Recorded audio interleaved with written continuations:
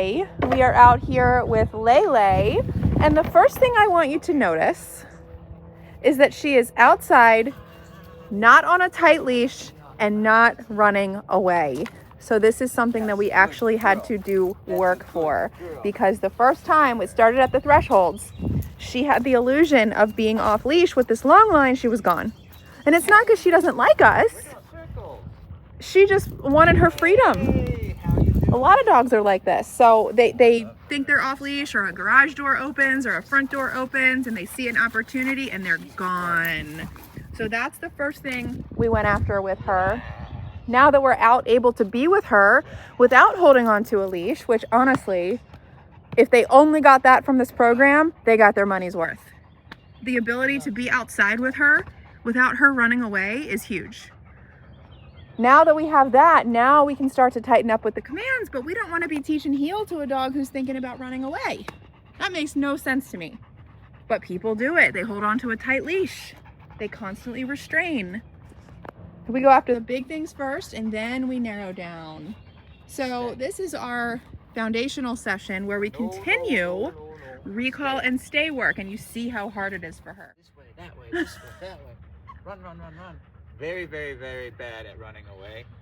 We've noticed. I mean, should I say they're not bad at running away. They're good at running away, but they're very much a risk at doing so. When they commit, they go. Yep, both of them. Oh yeah, and it's like boom. Bam. Where are they going? Gone. They don't know, but they don't they're going know. as fast as they can. And so they're looking for. What we're doing is what they're doing actually, because we let them make the choices here. Is they're just trying every exit, right? And then as running away isn't really working, I see them losing confidence in it and starting to drop it as a habit and pick up a new habit, which is just following the leader.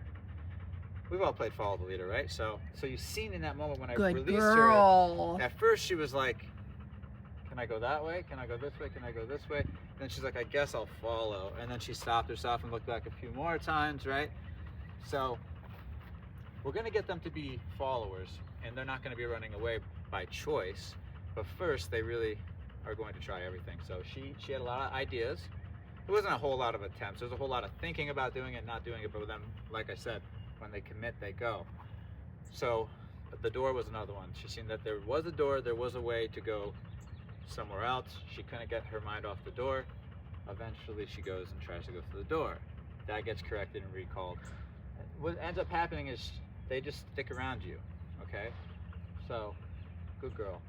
But when I release her, she doesn't know what to do with herself, because all the bad habits were the only habits that she did.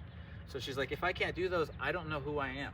Yeah. Right? Like, I don't know what I do. What do I do in this moment if I'm not pulling, running away, yeah. barking? If I'm not in that mode, what do I do? So she's learning, oh, I can just chill and wait.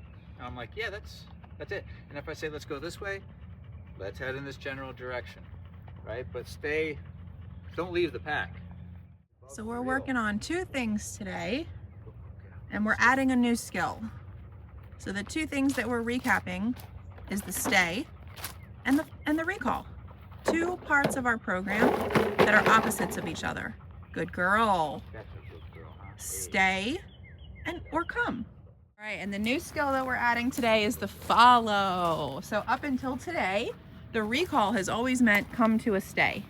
Now, Josh is continuing to move backwards after a recall, and she is learning to follow him in a straight line. We can also call this exercise railroad tracks, because she's following in that straight line.